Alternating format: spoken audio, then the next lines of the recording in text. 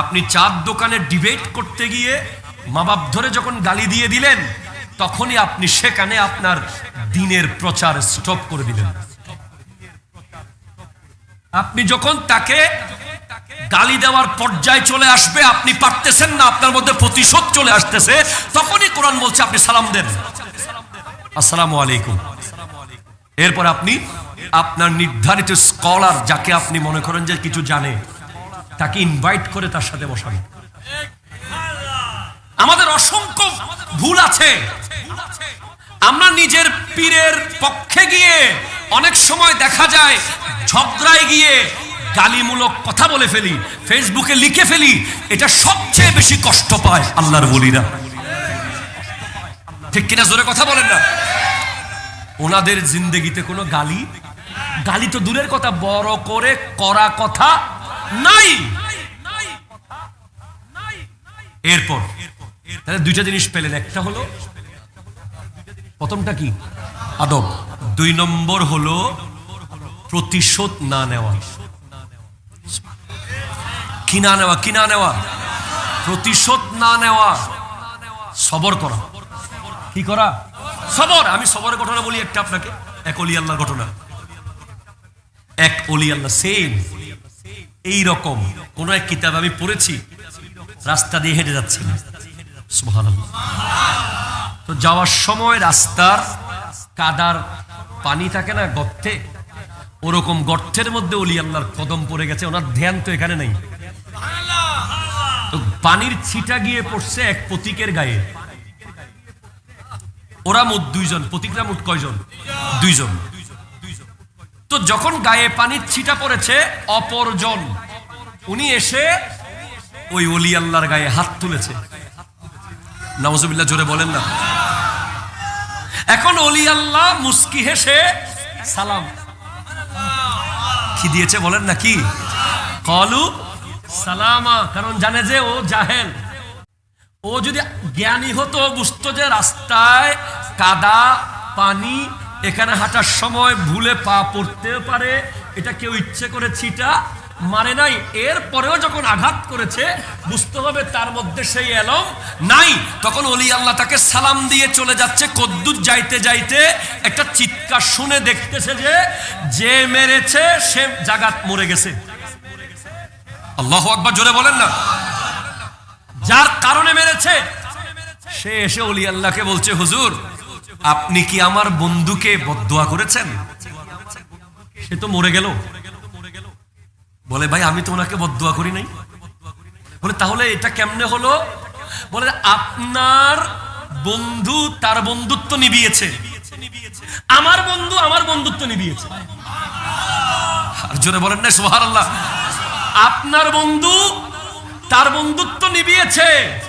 আপনার বন্ধুর গায়ে যখন কাদা লেগেছে, বন্ধু এসে প্রতিশোধ নিয়েছে, আঘাত করেছে। আমারও তো একজন বন্ধু আছে, আমারও তো একজন বন্ধু আছে, আমারও তো একজন বন্ধু আছে। তো আমার গায়ে যখন আঘাত লেগেছে, আমার বন্ধুও সেটা সহ্য করতে পারে নাই। এখন আপনার বন্ধুর আঘাত আর আমার বন্ধুর আঘাত অনেক বেশ কম। আপনার বন্ধু আঘাত করে সর্বোচ্চ একটা চোয়ার দিতে পেরেছে, আর আমার বন্ধু যদি আঘাত করে রুটা চলে যায়। আল্লাহু আকবার, জোরে বলেন। তো বলে, এই বন্ধুত্ব আপনি কেমনে করলেন, কিভাবে হলো? বলে, আপনি কি জানেন না, ইন্নাল্লাহা মা'আস সাবিরিন, আল্লাহ তো ধৈর্যশীলদের সাথেই আছে। আমি তো ধৈর্যই ধরেছি, আর কিছু তো করি নাই। আমিও চাইলে, আমারও হাত ছিল, আপনাকে একটা থাপ্পড় দিতে পারতাম, আমারও মুখ ছিল, আপনাকে একটা গালি দিতে পারতাম, অন্তত রিপিট একটা জবাব তো দিতে পারতাম। কিন্তু আমি কিছুই করি নাই, কারণ আমাকে বলা হয়েছে কোরআন থেকে, ইন্নামা ইউআফফাস সাবিরুনা আজরাহুম বিগাইরি হিসাব, নিশ্চয়ই ধৈর্যশীলদের বিনিময় ক্যালকুলেটরে আসবে না। সবর। কিরকম সবর থাকলে? ওনার হাতে জানি কি দিয়েছিল? আচ্ছা, সবর। এরপর 3 নম্বর যেটা শিক্ষা, ইস্তেকামত। এটা খুবই জরুরি, খুব জরুরি, প্লিজ খুব জরুরি, একটু দর্শক পড়েন। আল্লাহুম্মা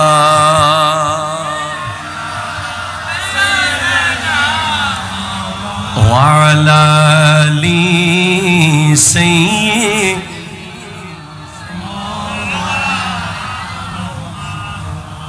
আল্লাহ আল্লাহ আল্লাহ ইলাহা ইল্লাহু আল্লাহ আল্লাহ।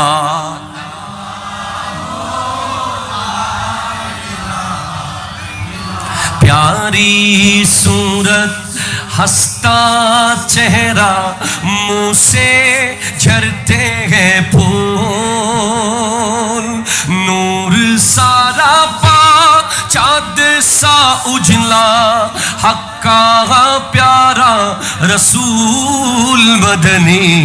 अल्लाह अल्लाह अल्लाह इल्लाहु अल्लाह अल्लाह।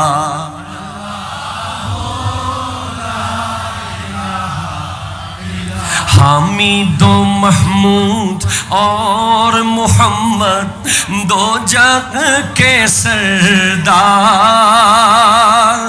गैबे की खबरें देने वाला, रहमत का सरकार मदनी। अल्लाह अल्लाह अल्लाह।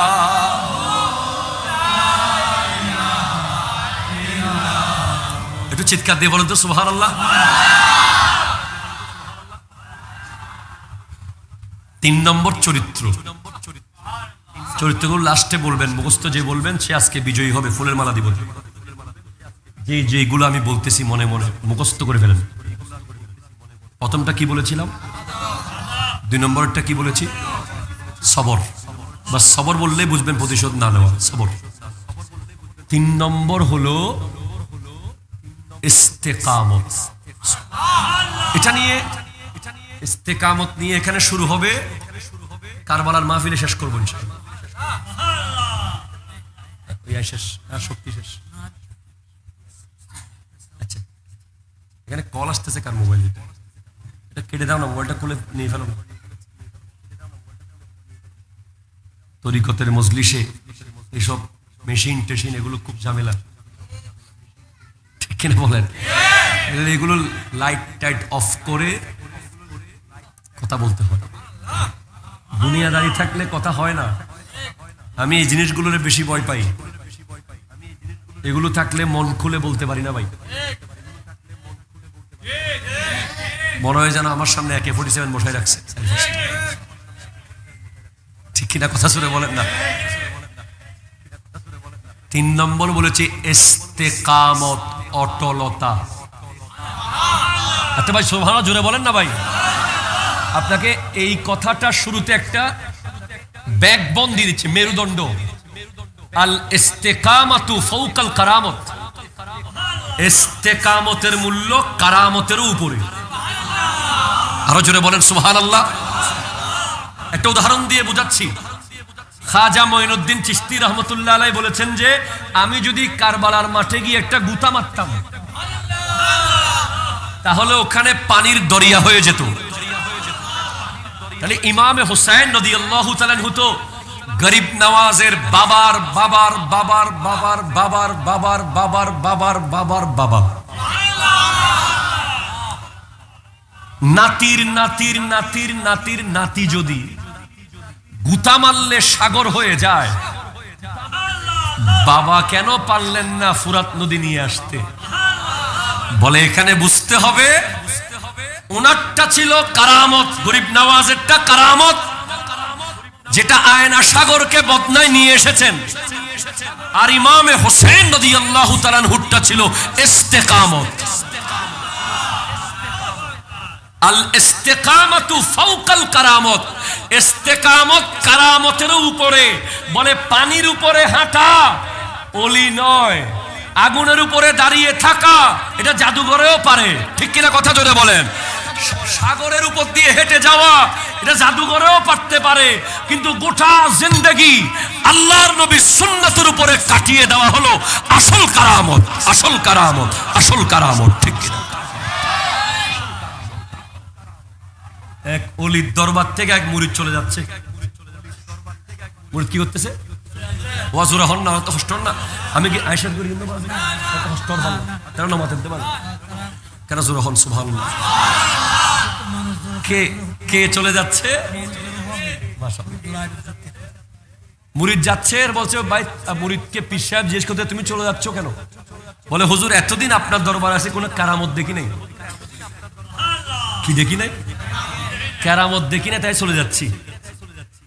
তো হুজুর, পীর সাহেব হুজুর মুরিদকে জিজ্ঞেস করতেছে, এতদিন যে আমার দরবারে আছো, কোনদিন নবীর সুন্নাতের বাইরে কিছু দেখছো কিনা বলো। একটু জোরে বলেন না সুবহানাল্লাহ। কোনদিন শরীয়ত বিরোধী কিছু দেখছো কিনা বলো। বলে না হুজুর, আমি আপনার কাছে শরীয়ত বিরোধী কিছু দেখি নাই। কারামত আপনার কাছে আমি দেখি নাই ঠিক, তবে শরীয়ত বিরোধী কিছু দেখি নাই, নবী সুন্নাহর বাইরে কিছু দেখি নাই। বলছে যে এই যে নবী সুন্নাহর বাইরে আমি চলি নাই, শরীয়তের বাইরে আমি যাই নাই, এটাই হলো এই যুগে সবচেয়ে বড় কারামত।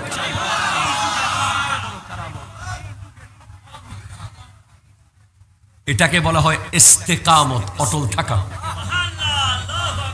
ডানে কিছুক্ষণ, বামে কিছুক্ষণ, 10 টাকা দিলে এদিকে, 20 টাকা দিলে ওইদিকে। কথা কন না, কথা কন না, কথা কন না। 50 টাকা দিলে আবার এদিকে, 60 টাকা দিলে ওইদিকে। এটাকে ইস্তেকামত বলে না। ইস্তেকামত হলো অটল। কোরআন বলছে ইন্নাল্লাযীনা ক্বালু, নিশ্চয়ই যারা বলে রব্বুনাল্লাহ, আল্লাহ আমার রব, সুম্মাস্তাকামু, অতঃপর অটল থাকে। উনাকে গৌসুল আজম বাজভান্ডারী আহমদুল্লাহ কাদরী কুদ্দিসা সিররুহুল আজিজ বলেছেন যে ইয়েন জান্নাত ইয়েন জাহান্নাম। হইল না বাজি? ডান হাতে বাম হাতে, তুমি কোনটা নিবা? নিজের পীরের প্রতি কতটুকু অগাধ বর্ষা বিশ্বাস,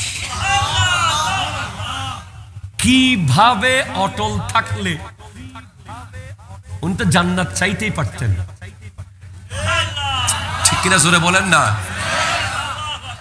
উনি বলছেন না, আমার পীরের, উনি তো শুধু পীর না, আওলাদের রাসূল, নবীর আওলাদের বাম হাত কিভাবে জাহান্নাম হবে, এটা তো আমি মানতে পারবো না। যদি আমার হুজুরের বাম হাতটা জাহান্নামে চলে যায়, আমিও সেদিকেই যাবো। উনি সেটা নিয়েছেন। এটা এগুলো আপনারা বলেন, শুনেন, কিন্তু এখানে কত রহস্য লুকিয়ে আছে জানেন। শুধু এই একটা ঘটনা নিয়ে পিএইচডি হয়ে যেতে পারে।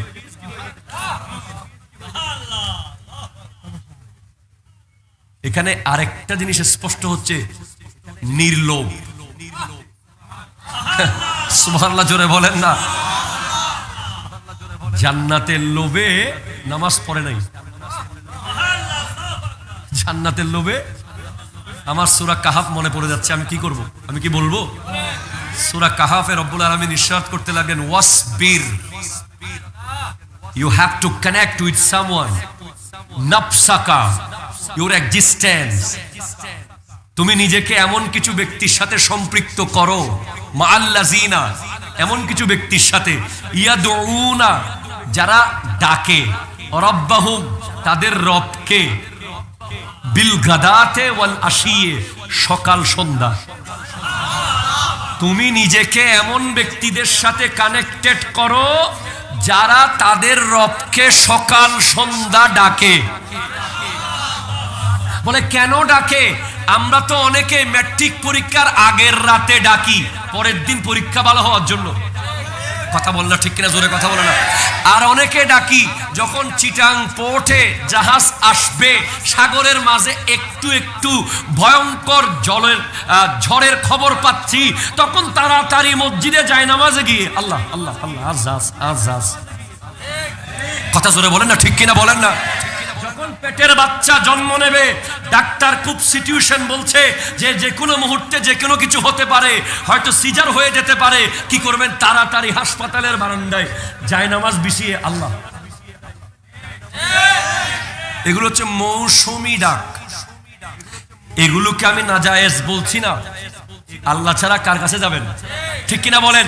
কিন্তু যারা আমিরুজ্জামান হয়, সুবহানাল্লাহ কয় না, যারা শাহে আমানত হয়, যারা শাহ গরিবুল্লাহ হয়, যারা আমিরুল আউলিয়া হয়, যারা শাহ শ্রীকুট হয়, যারা গৌসুল আজম মেজভান্ডারি হয়, ওরা শুধু আল্লাহকে ডাকে, আল্লাহর দিদার পাওয়ার জন্য ডাকে।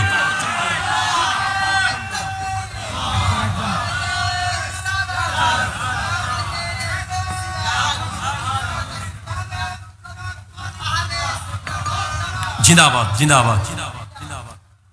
ওনাদের আর কোন স্বার্থ থাকে? এটাই কোরআন বলছে, ইউরিদুনা ওয়াজহাহু। ওরা আল্লাহর দিদার চায়, আল্লাহর সন্তুষ্টি চায়। ইমাম আবু হানিফা রহমতুল্লাহ আলাই বহুবার আল্লাহর দিদার পেয়েছেন। সুবহানাল্লাহ, জোরে বলেন না।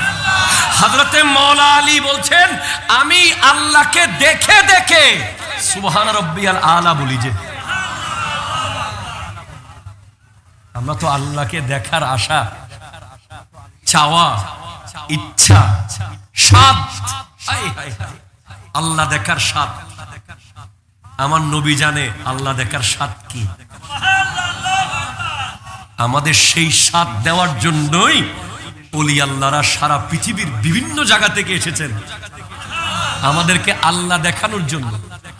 একটু জোরে বলেন না ভাই, সুবহানাল্লাহ। আপনি দেখবেন শাইন শাহ শ্রীকুট, আল্লামা শ্রীকুটি রহমতুল্লাহ আলাইহি, তৈয়ব শাহ কিবলা রহমতুল্লাহ আলাইহি, তার শাহ সাহেব কিবলা, পীর বাঙ্গাল সাবের শাহ হুজুর, ওনাদের প্রোগ্রামগুলো আপনি দেখবেন যে সব সময় নামাজ কেন্দ্রিক। আসরের নামাজ পটিয়ার মাঠে, মাগরিবের নামাজ চন্দনাইশে, এশার নামাজ রাউজানে।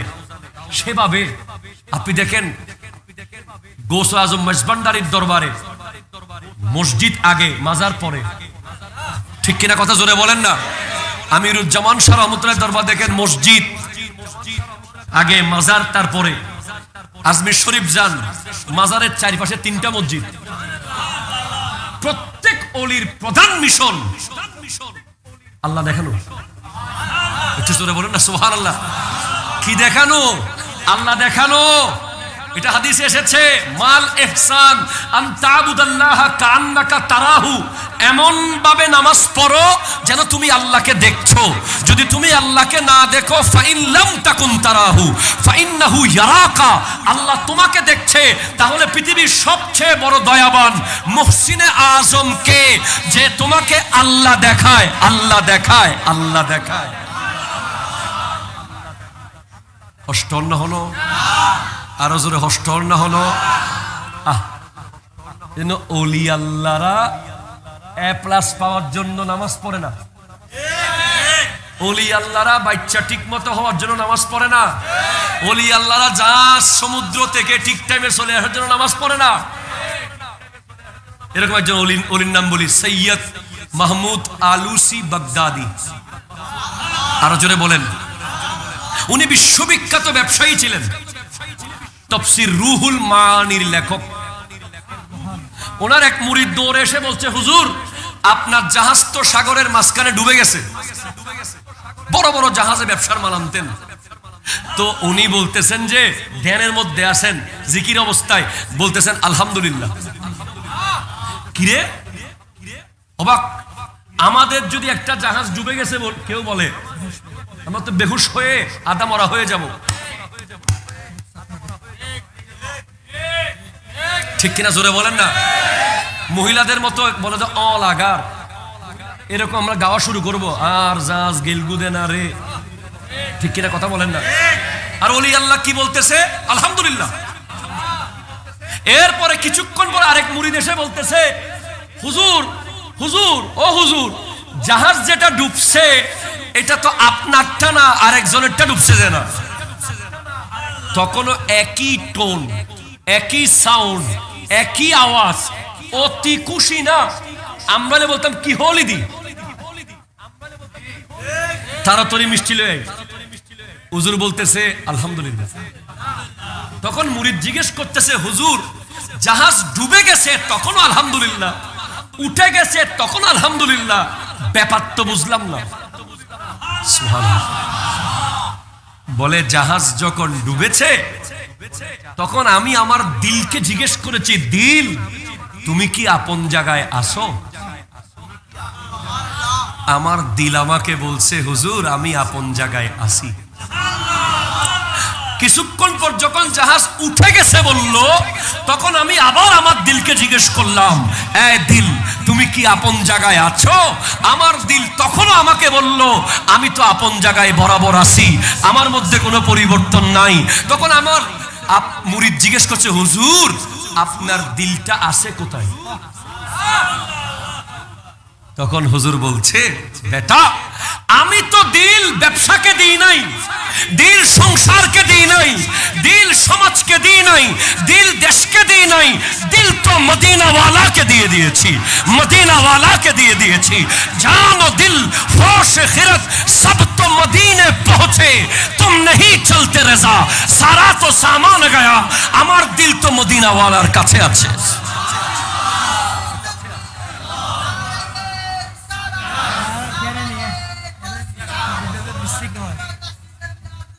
জিন্দাবাদ জিন্দাবাদ, সুবহানাল্লাহ। জোরে বলেন, জোরে বলেন। আমরা যারা দিল ব্যবসাকে দিয়ে ফেলছি, কথা কয় না, আরে কথা বলেন না। আমরা যারা দিল ব্যবসাকে দিয়ে ফেলেছি, সারা রমজান মাসে সোনা বুটের দামও বাড়াইছি। আমরা যারা দিলকে ব্যবসাকে দিছি, রমজান কখন আসবে চিনির দাম বাড়াবো, তেলের দাম বাড়াবো।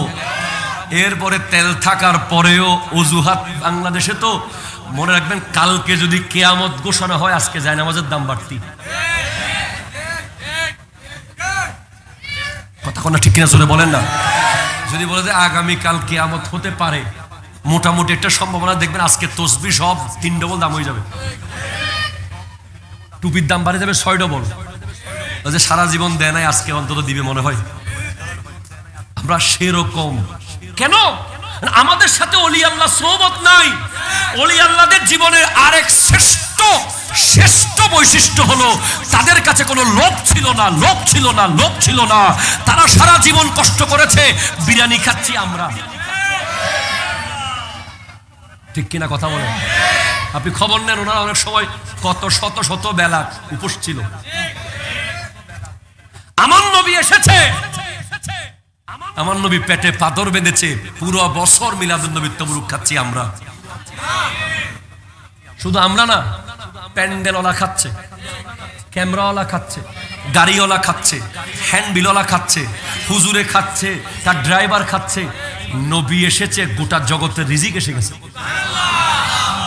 সেরকম একজন ওলি, হক্কানি ওলি, আপনি আজমির শরীফ যান, খাজা মাইনুদ্দিন চিশতি রহমতুল্লাহ আলাইহি একজনকে কেন্দ্র করে কোটি কোটি পরিবারের রিজিক হয়ে গেছে।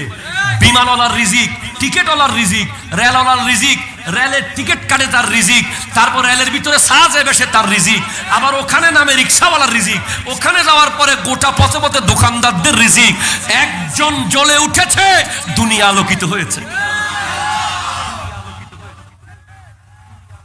এজন্য একজন লোভকে ত্যাগ করার কারণে হাজার হাজার মানুষ রিজিক পায়।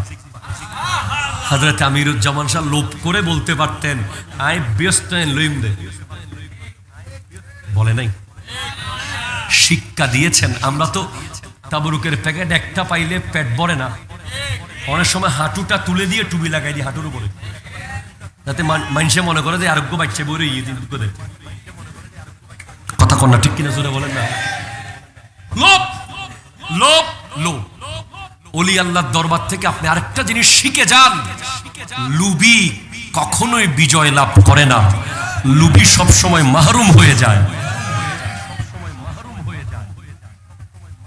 আমিরুজ্জামান শাহ আমাদেরকে শিক্ষা দিয়েছেন, লোভ নগজ্জু, ঠিক কিনা বলেন? শাহিনশাহ সিরিকোট বলেছেন যে মুঝে দেখনা है तो मदरसा को देखो, मुझे मोहब्बत करना है तो मदरसा को मोहब्बत करो। আরে নদিও মাদ্রাসারে দিও, আরে দিবেল্লা চাইলি তো দিত ফাইতু। ইতারাতে অলিয়ালতে লোভ নাই, লোভ বেগিন আরাতে, ঠিক কিনা হন না? বিরিয়ানির ফেকে সৌ দিলেও হই যে নবরে বারওয়াল্লা বইটা কি আবার ওলি আল্লাহ আমাদেরকে শিখিয়ে দিয়েছে লোভ করবেন না। আমিরুল আউলিয়া সেটা শিক্ষা দিয়েছে। এরপর শিখিয়েছেন অটল থাকা। সুবহানাল্লাহ। কি থাকা? অটল। আয় হায় হায়, কি রকম অটল! উনার কনফিডেন্স ছিল যে কনফিডেন্স আর উজুরে আর ইয়েন দুজক খদ দেরি, কিন্তু ইয়ানো ব্যস্ত আয় জানি এ দূর কনফিডেন্স পীরের প্রতি ছিল। আল্লাহ আল্লাহ। এরপর আমরা অনেকে পীরের দরবারে আসি মৌসুমি প্রোগ্রামে মাঝে মাঝে, আর উনি ওই ব্যক্তি যিনি পীরের আংটি। আমি বলবো ওগুলো ময়লা বলবো না, ওগুলো কি খোদা জানে, উনি জানে। অনেকে বলে যে ময়লার ভিতর থেকে আংটি কুড়িয়ে নিয়েছে। আল্লাহর ওলির জন্য এগুলো কি ময়লা থাকবে? অসম্ভব। উনি এমন পরীক্ষা দিয়েছেন, আশ্চর্য। আমরা পীর ধরি ঠিক মানি না, ঠিক কিনা? কথা জোরে বলেন। আমরা এই দেশে বাংলাদেশের মানুষ অনেক বিশ্ববিখ্যাত ওলি আল্লাহদেরকে পেয়েছি। দুঃখের বিষয় ওনারা আমিরুল আউলিয়ার মতো মুরিদ পায় নাই। যদি আমরা আমিরুল আউলিয়া যেভাবে ওনার পীরের মুরিদ ছিল সেই রকম অনুগত, সেই রকম মুরিদ হতে পারতাম, তাহলে এই দেশে আরো অসংখ্য ওলি আল্লাহ থাকতো।